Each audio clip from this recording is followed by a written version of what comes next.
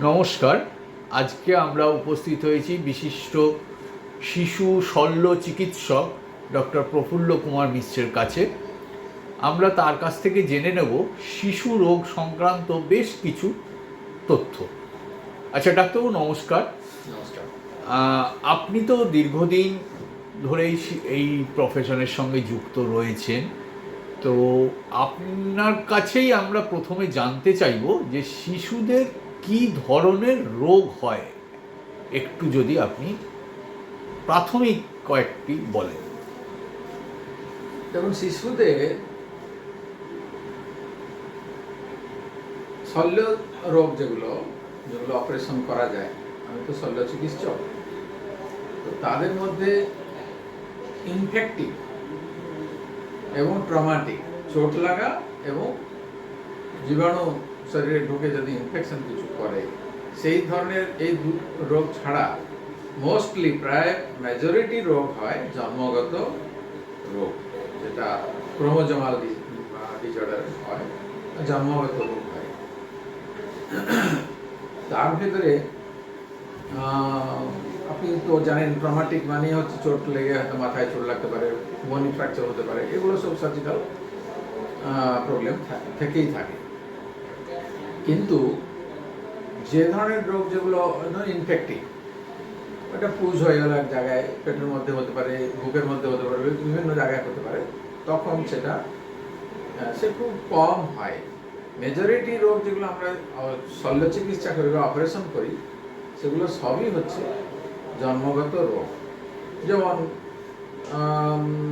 বাচ্চাদের মুখে বন্যা কাটা, তালু ফুটো, মুখে বিভিন্ন রকম বিকৃতি নিয়ে জন্ম, কানে বিকৃতি নিয়ে জন্ম, গলায় থাইরয়েড থেকে থাইরোগ্লোসাল সিস্ট এসব হয়, এবং বুকের মধ্যে অনেক কিছু প্রবলেম হয়ে থাকে, যেটা শ্বাসনালীর প্রবলেম এবং খাদ্যনালীর প্রবলেম। খাদ্যনালী তো বুকের মধ্যে দিয়ে যায়, তো হৃদয় আছে, হৃদয়ের যে ফুটো থাকে, এএসডি ভিএসডি এগুলো হয়, সেগুলো জন্মগত হয়ে থাকে। খাদ্যনালী তৈরি হয়নি বুকের মধ্যে, এবং পাকস্থলী থেকে পেটের মধ্যে এসে শ্বাসনালীতে জয়েন করেছে, সে খুব ক্রিটিক্যাল সিচুয়েশন। তাকে বলে এসোফেজিয়াল অ্যাট্রেসিয়া এবং ট্র্যাকিও এসোফেজিয়াল ফিস্চুলা, শ্বাসনালীর সাথে ফিস্চুলা হয়ে যায়। সেটা জন্মের দিনই সঙ্গে সঙ্গে ডায়াগনোসিস হয়ে যায়, যে মুখ দিয়ে লালা পড়ছে এবং টিউব দিলে বা খাবার দিলে সঙ্গে সঙ্গে বাচ্চা নীল হয়ে যাচ্ছে, খাওয়াটা যাচ্ছে না পাকস্থলীতে। সে যেদিন জন্ম সেই দিনই বা তার পরের দিন অপারেশন করা যায়, ক্রিটিক্যাল অপারেশন, বুক খুলে খাদ্যনালী তৈরি করতে হয়। যেমন পেটের মধ্যে ঢুকলে এবারে পাকস্থলীর অনেক রকমের রোগ দেখতে পাওয়া যায়। খাদ্যনালী যেমন ডিওডেনাম, পাকস্থলীর পরে যে ক্ষুদ্র অন্ত্র শুরু হয়, সেখানে আমরা বলি যে ট্রাফিক জ্যাম।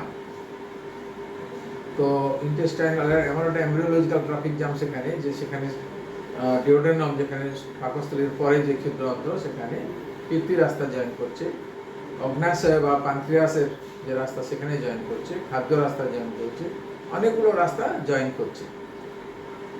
তো ওই জায়গায় বিভিন্ন রকমের অ্যাক্সিডেন্ট, যেমন বড় জংশনে একটা অ্যাক্সিডেন্টের জোন থাকে, ঠিক সেরকম মার পেটে থাকতে যখন তৈরি হচ্ছে, সেটা একটা অ্যাক্সিডেন্ট জোন। সেখানে অনেক রকমের বিকৃতি দেখতে পাওয়া যায়, যেমন অ্যানুলার প্যানক্রিয়াস এবং ডিওডেনাল অ্যাট্রেসিয়া, বিলিয়ারি অ্যাট্রেসিয়া, বিভিন্ন ধরনের রোগ সেখানে অ্যাক্সিডেন্টাল জন্মগত রোগ দেখতে পাওয়া যায়। তারপরে ক্ষুদ্র অন্ত্র নিচের দিকে যাচ্ছে, সেখানে অ্যাট্রেসিয়া মানে তৈরি হয়নি বা তৈরি হয়ে আস্তে আস্তে চুপসে গেছে। তার নিচে যদি যাওয়া যায় ক্ষুদ্র অন্ত্রে, তাহলে আইলিয়াল অ্যাট্রেসিয়া দেখতে পাওয়া যায়, মেকোনিয়াম আইলিয়াস। মার পেটে থাকতে যে কালো কালো পায়খানাটা জমে থাকে নাড়ি ভুড়ির মধ্যে, তার যে কম্পোজিশন এমনই থাকে যে সেখানে সেটা লিকুইড হয়ে না থেকে শক্ত হয়ে পাথর হয়ে যায়, তাকে বলে মেকোনিয়াম আইলিয়াস। জন্মের পরে আর তার পায়খানা নিচের দিকে পটি রাস্তায় যাচ্ছে না, পেট ফুলে যাচ্ছে। এবং মাল রোটেশন অফ গট, যে ক্ষুদ্র অন্ত্র বৃহতন্ত্র সবটাই এটা রোটেশন অ্যান্ড ফিক্সেশন, এই দুটো পদ্ধতিতে এই যে 9 মাস মায়ের পেটে থাকে, সেটা ঠিক কোথায় অ্যাপেন্ডিক্স থাকবে, কোথায় ডিওডিনাম থাকবে, কোথায় বৃহতন্ত্র থাকবে, সমস্ত কিছু জেনেটিক্যালি ডিটারমিন। তো সেই জিনিসটা ব্যতিক্রম অনেক সময় হয়ে থাকে, ঘুরে যায়, ইন্টেস্টাইন ঘুরে যায় এবং অ্যাপেন্ডিক্স বাঁ দিকের উপর দিকে থাকে, আর ক্ষুদ্র অন্ত্রগুলো ডান দিকে না থেকে বাঁ দিকে চলে যায়, অনেক কিছু থাকে। এই সব বিকৃতিগুলো নিয়ে যদি জন্ম হয় তাহলে বাচ্চার ইন্টেস্টাইনাল অবস্ট্রাকশন হবে, পিত্তবমি হবে, পায়খানা হবে না।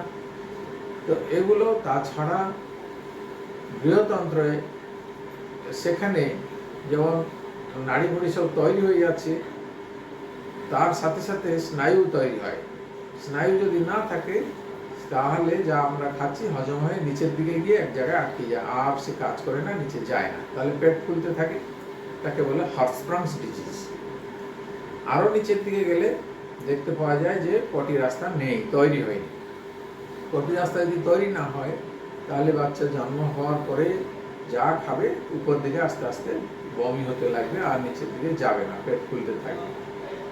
এইসব সমস্যা নিয়ে যখন জন্ম হয় তখন আমাদের শল্য চিকিৎসকরা কী করেন না, সঙ্গে সঙ্গে পেটে একটা পটি রাস্তা তৈরি করে দেয় যাতে বাচ্চাটা বেঁচে যায়।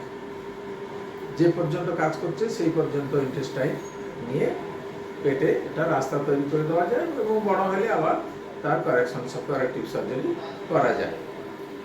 এছাড়া কিডনি জনিত অনেক কিছু রোগ হয় যেখানে এই কিডনির যে তৈরি হচ্ছে পেচ্ছাপ, তার যে ইউরেটর বলে যে জিনিসটা, মূত্রবাহী নলি, সে জংশনটাই অনেক সময় abnormal থাকে, যার জন্য পেচ্ছাপটা আসে না নিচে, জমে যায় কিডনির মধ্যে, কিডনিটা ওটা জলের থলি মতো হয়ে যায়, তাকে বলে হাইড্রোনেফ্রোসিস। তখন কিন্তু তার আস্তে আস্তে যত বড় হবে বাচ্চা তত আয়ু কমতে থাকে, কিডনিটি নষ্ট হয়ে যায়, তখন আমরা কারেক্টিভ সার্জারি করি, ডায়াগনোসিস করি। তো সেটা একটা এক্সাম্পল দিলাম, উদাহরণ দিলাম, কিন্তু এছাড়া কিডনির নিচের দিকে অবস্ট্রাকশন থাকে, পেচ্ছাপ থলির পরে যে পেচ্ছাপ রাস্তা আছে সেখানেও এটা পর্দা মতো থেকে যায় অনেক সময়, তাকে বলে পোস্টেরিয়র ইউরেথ্রাল ভালভ। তখন কিন্তু পেচ্ছাপটা আটকে যায়, আটকে আটকে পেচ্ছাপ হয়, ফুটা ফুটা করে পেচ্ছাপ হয়, যার ফলে পিছন দিকে ব্যাক প্রেসার দিয়ে কিডনি দুটো নষ্ট করতে থাকে। এগুলো যত তাড়াতাড়ি ডায়াগনোসিস করা যায়, ইভেন মায়ের পেটে থাকতেও অনেক সময় আমরা আলট্রাসোনোগ্রাফি করে, বারে বারে আলট্রাসোনোগ্রাফি করে ডায়াগনোসিস করতে পারি এবং তার চিকিৎসার ব্যবস্থা করা যায়। মার পেটে থাকতেও করা যায় এবং জন্ম হওয়ার পরেও করা যায়। এ সমস্ত ছাড়া লিভারের অনেক কিছু হয়। লিভারের পিত্তি তৈরি যে হয়, সে পিত্তি তৈরি করার যে গ্রন্থিগুলো, যে রাস্তাগুলো, সে রাস্তাগুলো অনেক সময় আট্রফি করে যায়, তাকে বলে বিলিয়ারি আট্রেসিয়া। তখন জন্ম হয়ে জন্ডিস হয়ে জন্ম হয় এবং সেই জন্ডিস বাড়তে থাকে আর কমে না, তখন তার কারেক্টিভ সার্জারি আমরা করে থাকি, কাসাইস অপারেশন করে। পরবর্তীকালে সেই বাচ্চাদের অনেকেই লিভার ট্রান্সপ্লান্ট দিয়ে যায়। এই ধরনের বিভিন্ন ধরনের রোগ ছাড়া এই লিঙ্গজনিত অনেক সময় রোগ হয়। এটা বাচ্চা জন্ম হয়েছে, তার লিঙ্গ নিরূপণটা হয়নি মার পেটে থাকে, যার ফলে ছেলে কি মেয়ে বোঝা যায় না। সেই যে ক্লিবলিঙ্গ বলে আমরা আগে বলতাম, আমরা এখন বলছি ডিএসটি। তো ডিএসটি বলে নামকরণ করা হয়েছে। তখন আমরা জেনেটিক স্টাডি করে, ক্রোমোজোমাল স্টাডি করে দেখে নিই 46XX না XY, না মানে মেয়ে না ছেলে।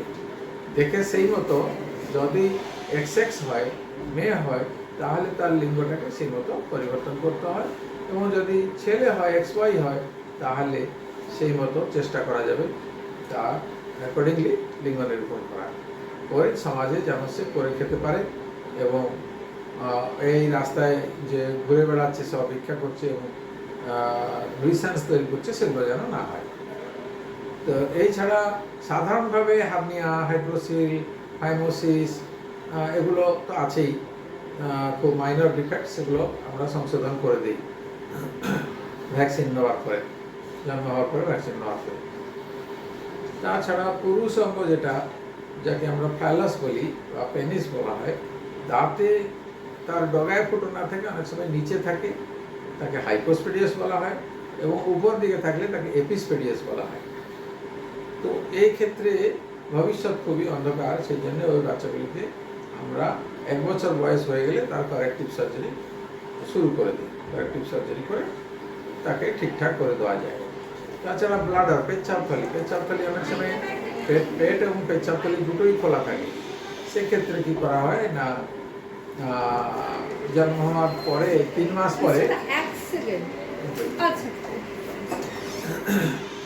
তারপরে জন্ম হওয়ার মোটামুটি 3 মাস হয়ে গেলে আমরা পেচ্ছাপথলি এবং পেট বন্ধ করে দিই এবং তারপরে পরবর্তীকালে পেচ্ছাপ রাস্তাটা ন্যারো করা হয়, যার ফলে পেচ্ছাপথলিটা বড় হয় এবং তারপরে যে টপ করে পড়ে যাচ্ছে সেটাকে বলে ড্রিবলিং।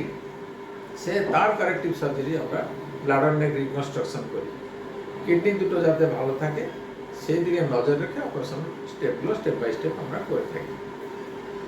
মাথায় যদি জল জমে যায়, মাথায় যে ব্রেন থাকে, মগজ থাকে, সেই ব্রেনের মধ্যে যে সার্কুলেশন হয় এবং তার খাদ্য উপাদান সে সার্কুলেশনে যায় রক্ত থ্রু দিয়ে, সঞ্চালন থ্রু দিয়ে, এবং তারপরে দূষিত জিনিসগুলো মেটাবলাইটসগুলো সেগুলো আবার বাইরে বেরিয়ে আসে।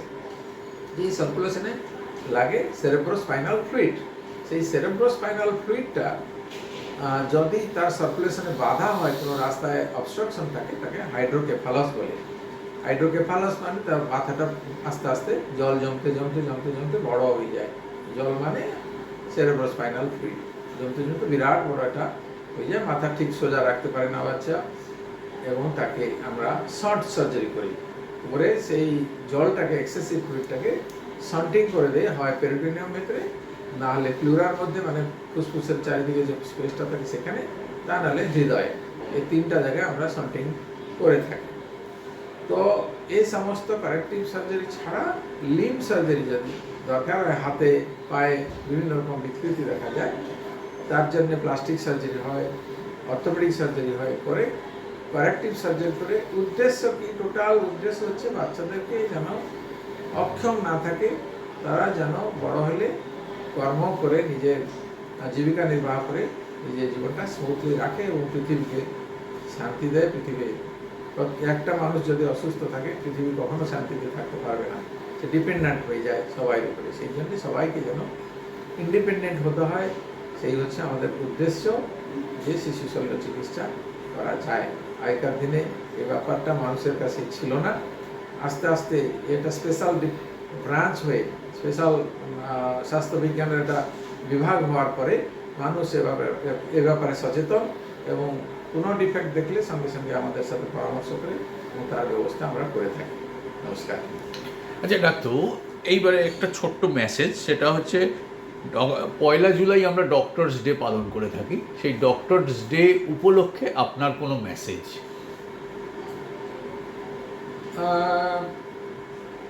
ডক্টরস ডে তো করা হয় ডক্টর বিধানচন্দ্র রায়ের জন্মদিন এবং মৃত্যুদিন। তো আজকে সেই উপলক্ষে আমরা যে মেসেজ দেই মানুষকে, যেটা বলা যায় যে prevention is better than cure, সব রোগে যাতে না হয় সেটা, তার উপরে বেশি গুরুত্ব দেওয়া হয়। হয়ে গেলে তো অজস্র খরচা এবং ব্যবসাপেক্ষ ব্যাপারটা, এবং আলটিমেটলি যারা বাবা মা তাদের তো অনেকটা খরচা করতে হয়, সময় নষ্ট করতে হয়, জীবিকা নষ্ট করতে হয়। সেই জন্যে রোগ যাতে না হয় তার জন্যে মানুষকে কনসাস হতে হবে। এই জনজাগরণের দরকার যে কেন এই রোগগুলো হয়, এই রোগ থেকে মুক্তি পাওয়ার জন্য কি করতে হয়। তার জন্যে অবস্টেটিশিয়ান বা যারা গর্ভবতী মাকে দেখে তাদের সাথে পরামর্শ করতে হবে। আমি যে বললাম এর মধ্যে অনেক রোগ আছে যেগুলো গভর্নমেন্টের যে প্রোগ্রাম আছে, সরকারি প্রোগ্রাম, ফলিক অ্যাসিড খাওয়া, রীতিমত গাইনোকোলজিস্টের সাথে দেখা করা, প্রসূতি বিভাগের ডাক্তারদের সাথে দেখা করা, মাঝে মাঝে আলট্রাসোনোগ্রাফি করা, এগুলো চেক করে আর্লি ডায়াগনোসিস করা, এবং যেগুলো খুব কঠিন রোগ, জন্ম পরে সে ডিসেবলড হয়ে থাকবে যত চিকিৎসা করলেও, সেগুলোকে 3 মাসের মধ্যে যাতে আবর্ষণ করে দেওয়া যায়, এবং যেগুলো সাকসেসফুলি জন্মর পরে এবং ভ্যালুয়েবল বেবি এবং জন্মর পর তার চিকিৎসা করলে কারেকশন হয়ে যাবে, সেগুলোকে ঠিকমতো 9 মাস মার পেটে যেন সে সমস্ত জিনিস পায় তার ব্যবস্থা করা, এবং routinely calcium and folic acid প্রত্যেক গর্ভবতী মা যাতে খায়, যাতে এই যে রোগগুলো বললাম তার অর্ধেকের বেশি থেকে রোগমুক্ত হওয়া যায়, সেগুলো যেন মেসেজ মানুষের কাছে পৌঁছে দেওয়া যায়, এটাই হচ্ছে আমাদের বক্তব্য। ধন্যবাদ ডাক্তার।